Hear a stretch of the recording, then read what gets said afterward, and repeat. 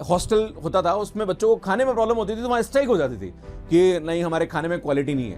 पर जब क्लास की बात करी जाए वहां पे कोई टीचर अच्छे से नहीं पढ़ा रहा है, वहां पे लाइक कोई सब्जेक्ट आपको ढंग से एक्सप्लेन नहीं किया जा रहा, ना उसका प्रैक्टिकल करा जा रहा है, बच्चा वहां पे कोई स्ट्राइक नहीं करता है। हेलो स्टूडेंट्स, मेरा नाम डॉक्टर गजेंद्र पुरोहित है। जैसे कि आपके सामने लिखा हुआ है कि क्यों 99% इंजीनियर्स बेरोजगार है। देखो यार, मेरे को लगभग 15 से 16 साल अलग अलग इंजीनियरिंग कॉलेज में पढ़ाने का एक्सपीरियंस है। अभी मैं बहुत सारे वीडियोस स्टूडेंट्स के लिए अपलोड करता हूं, जो कि इंजीनियरिंग मैथमेटिक्स, आप मेरे वीडियोस देखते होंगे यूट्यूब पे। तो यार मेरा कहीं ना कहीं एक एक्सपीरियंस है और मैं स्टूडेंट से मिलता हूं, बात करता हूं, तो यार मुझे नज़र आता है कि बच्चे जो करना चाहते हैं एग्जैक्टली, अगर कोई भी स्टूडेंट मैकेनिकल इंजीनियरिंग कर रहा है या फिर इलेक्ट्रिकल इंजीनियरिंग कर रहा है या फिर कंप्यूटर साइंस इंजीनियरिंग कर रहा है, तो कोई भी कॉलेज प्लेसमेंट्स के लिए कंपनीज को बुलाता है तो बच्चे का प्लेसमेंट्स तो हो जाता है बट वो ज्वाइन नहीं करता है, क्योंकि कहीं ना कहीं रीज़न होता है कि भैया आपको 2 साल का कॉन्ट्रैक्ट साइन करना पड़ेगा, आपका पैकेज उसके हिसाब से नहीं है, आप जो चाहते हो उस डोमेन में काम करना उसमें आपको काम नहीं मिल रहा है, राइट। जैसे कि मान लीजिए कोई बंदा इलेक्ट्रिकल इंजीनियर है और उसको जॉब कंप्यूटर साइंस वाला दिया जा रहा है, तो कहीं ना कहीं कॉलेज दिखाने के लिए दिखाता है कि भैया हमने इतने प्लेसमेंट्स करा दिए, पर एक्चुअल में देखा जाए तो बहुत कम लोग ऐसे होते हैं जो कि उस जॉब को ज्वाइन करते हैं। अगर एक कॉलेज के अंदर आप प्लेसमेंट की बात करें तो वहां पे अगर 100 फोटो लगा रखे कि इन बच्चों का 4th ईयर में प्लेसमेंट हुआ, तो एक्चुअली में जो ज्वाइन करने वाले बच्चे होते हैं वो 10 भी नहीं होते हैं, बाकी 90 खाली फोटो दिखाने के लिए कि हाँ मेरा, वो बच्चा बोलने के लिए होता है, पेरेंट्स के लिए बोलने के लिए होता है कि मेरे बच्चे का जॉब लग गया, इसका प्लेसमेंट हो गया। पर कहीं ना कहीं उसके दिमाग में आता है कि यार इतना अच्छा पैसा मिल नहीं रहा है। आज कोई भी बड़ा मेट्रो शहर है, जैसे मान लीजिए अगर बैंगलोर की बात करी जाए या पुणे की बात करी जाए या दिल्ली की बात करी जाए, अगर वहां पे 4 से 5 लाख का पैकेज कुछ नहीं होता है, कोई वैल्यू नहीं रखता है, क्योंकि उतने में से आपका खर्चा भी नहीं निकलता है। क्लियर है। तो कहीं ना कहीं स्टूडेंट सोचता है कि चलो गवर्नमेंट कॉम्पिटिटिव एग्जाम की तैयारी करते हैं या कुछ और करते हैं या अपना स्टार्टअप करते हैं, तो कहीं ना कहीं दूसरे कामों में स्टूडेंट्स लग जाते हैं। अब इसके पीछे का रीजन क्या है कि क्यों ऐसा होता है कि 99% जो स्टूडेंट्स होते हैं वो बेरोजगार होते हैं। एक तो सबसे बड़ा कारण है कि बहुत सारे इंजीनियरिंग कॉलेजेस खोल दिए गए हैं, एलिजिबिलिटी को बहुत कम कर दिया गया है। जो स्टूडेंट 45% लेके अपना 12th पास कर रहा है वो भी इंजीनियरिंग कर रहा है, और कहने की चलो करे कोई दिक्कत नहीं है, पर जो स्किल सेट की रिक्वायरमेंट होती है उस पर न तो कॉलेज काम कर रहा है न स्टूडेंट को इंटरेस्ट है। अगर मैं आपको मेरे यूट्यूब की वीडियो के एनालिटिक्स को बताऊंगा तो जब स्टूडेंट के एग्जाम होते हैं मैथमेटिक्स के, तब तो वो उससे 2 दिन पहले पढ़ना शुरू करता है। तो कहीं ना कहीं ये कमियां एक तो मैनेजमेंट सिस्टम में भी है कि जो कॉलेज से आप इंजीनियरिंग कर रहे हैं वो भी इतना एफर्ट्स नहीं लगा रहे हैं, दे आर जस्ट शोइंग कि हाँ हमने प्लेसमेंट्स करा दिए, वो खाली दिखाने के लिए या नए जो स्टूडेंट्स उनको पकड़ने के लिए, मार्केटिंग के लिए they are using the tactics कि भाई हाँ हमने इतने प्लेसमेंट्स करा दी। पर अगर जेन्युइनली देखा जाए, अगर आप किसी भी 4th ईयर के स्टूडेंट से बात करेंगे या 3rd ईयर स्टूडेंट से बात करेंगे तो वो खुद ही बता देगा भैया कुछ नहीं है, किसी ने ज्वाइन नहीं किया, खाली दिखाने के लिए प्लेसमेंट है, right. So this is very important. कभी कभी ऐसा भी होता है कि कॉलेज बोलता है कि हमें ये एक्स्ट्रा ट्रेनिंग कराएंगे हम आपको, इसके लिए हमें इतना पैसा चाहिए, बच्चा पैसा दे भी देता है, ट्रेनिंग कर भी लेता है, उसके बाद प्लेसमेंट नहीं होता है। आजकल बहुत सारे लोगों ने इसको धंधा बना रखा है, पैसा कमाने का एक साधन बना रखा है कंपनियों ने कि हम आपकी कॉलेज में आएंगे, इस पे ट्रेनिंग कराएंगे, जो स्टूडेंट अच्छे से ट्रेनिंग करेंगे उसको हम अपनी कंपनी में जॉब दे देंगे, और उसका पैसा भी लेते हैं स्टूडेंट से, राइट। फिर उससे ऐसे कॉन्ट्रैक्ट साइन कराते हैं कि वो बाद में बोलता है बच्चा कि नहीं मुझे तो जॉब नहीं करना है। तो यार ऐसी बहुत सारी समस्याएं स्टूडेंट्स को फेस करनी पड़ती है। तो स्टूडेंट सबसे पहले तो यहाँ पे जो इजी एलिजिबिलिटी है वो एक सबसे बड़ा कारण है कि हर कोई इंजीनियरिंग में इजीली एडमिशन लेता है। मतलब मैं आपको बताना चाह रहा हूँ कि किसी भी गवर्नमेंट साइंस कॉलेज के अंदर एडमिशन नहीं होगा बीएससी के लिए, पर उसका इंजीनियरिंग में इजीली अवेलेबल हो जाएगा। एक टाइम था जब मतलब बीएससी में इजीली एडमिशन होता था और इंजीनियरिंग में नहीं होता था। आजकल उल्टा हो रहा है कि आप देखेंगे तो बीएससी कॉलेजेस के अंदर अगर कोई अच्छा साइंस कॉलेज है तो वहां पे मेरिट का जो कट ऑफ है वो 75-80 के आसपास चला जाता है, और उसके बाद जो बच्चा बीएससी नहीं कर पाता है वो कहीं ना कहीं इंजीनियरिंग के बारे में सोचता है। आजकल तो बीएससी बीएड कॉलेज भी बहुत सारे खुल गए, तो वहां पे तो इजीली एडमिशन हो रहा है। पर मैं गवर्नमेंट कॉलेज की बात कर रहा हूँ, जो एक अच्छा साइंस कॉलेज है उसके अंदर की बात कर रहा हूँ, राइट। तो एक बहुत बड़ा कारण ये है। इजीली अवेलेबल कोर्स बता ही दिया मैंने आपको, कोर्स बहुत इजीली अवेलेबल है। अगर आपको 50% भी और आपको बीटेक कंप्यूटर साइंस करना है तो भैया आप कर सकते हो, राइट।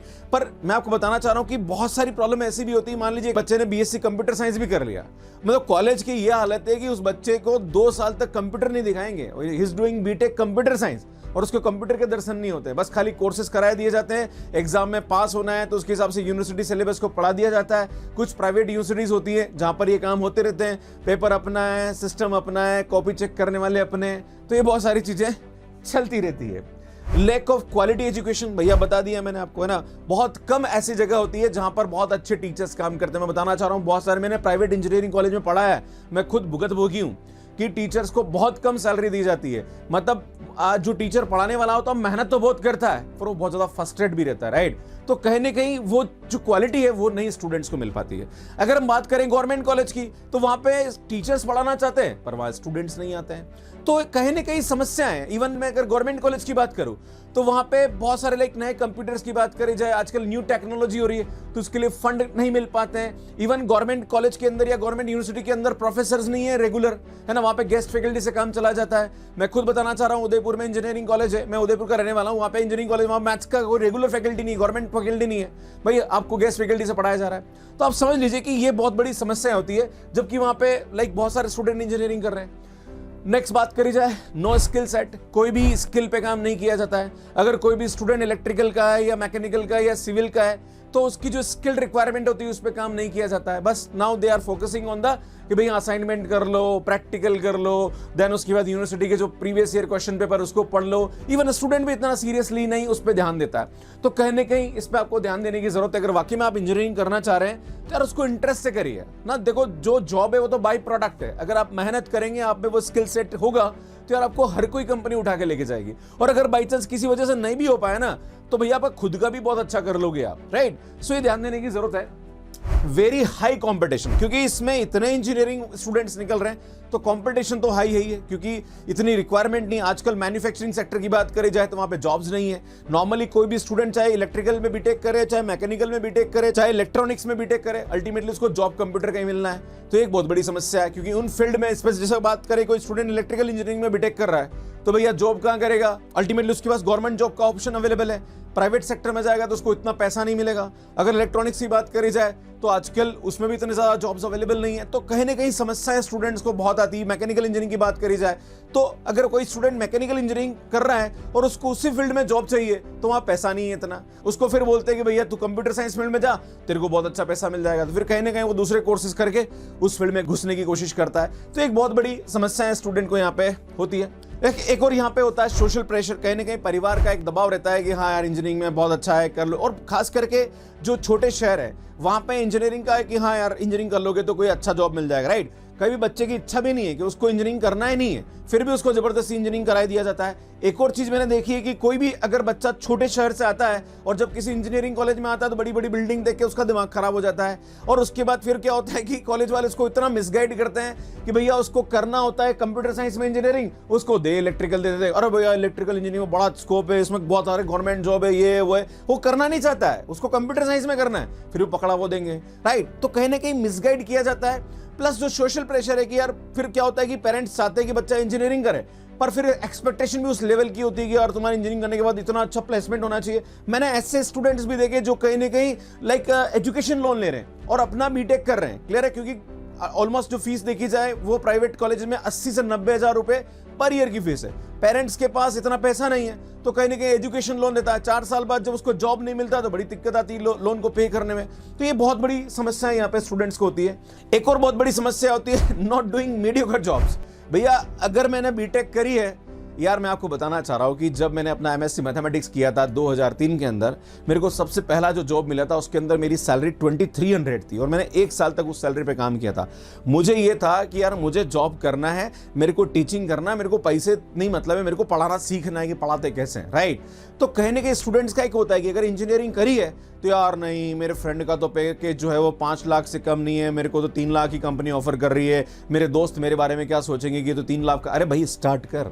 अगर तुम जिस फील्ड में जा रहे हो और उस फील्ड का अगर आपको जॉब मिल रहा है ना, थोड़े पैसे कम भी मिल रहे हैं पर आपको एक बार स्टार्ट करना चाहिए। जब आप अंदर घुसोगे ना फिर दिखाओ ना करके भाई, आपको आराम से पैसा मिलेगा, फिर बाद में स्विच करो। पर कहीं ना कहीं आपको स्टार्ट करने की जरूरत है। बहुत सारे बच्चे क्या होते हैं कि बीटेक करने के बाद कहीं मिल रहा है जॉब, यार पैसे कम मिल रहे हैं, इतना पैसे पे तो मैं काम नहीं करूंगा, मेरे को तो कम से कम 8 से 10 लाख का पैकेज चाहिए। वो कंपैरिजन स्टार्ट हो जाता है कि मेरे फ्रेंड का इतना में हुआ, मेरे को भी इतना पैसा चाहिए। कहीं ना कहीं आपको स्टार्ट करना चाहिए। जब आप स्टार्ट करोगे रास्ते अपना आप मिलना चालू हो जाएंगे, पर स्टार्ट बहुत जरूरी है, राइट। घर पे बैठे रहने से अच्छा है कि कुछ ना कुछ आप शुरू कर कर दीजिए, राइट। या तो जॉब करिए या किसी के यहाँ काम करिए या खुद का कुछ करिए, पर करते रहिए ना। और मैं आप जो भी स्टूडेंट्स यहाँ पे मुझसे सुन रहे हैं, खास करके जो इंजीनियरिंग के स्टूडेंट हैं, प्लीज फर्स्ट ईयर से कॉलेज को थोड़ा सीरियसली लेना शुरू करिए।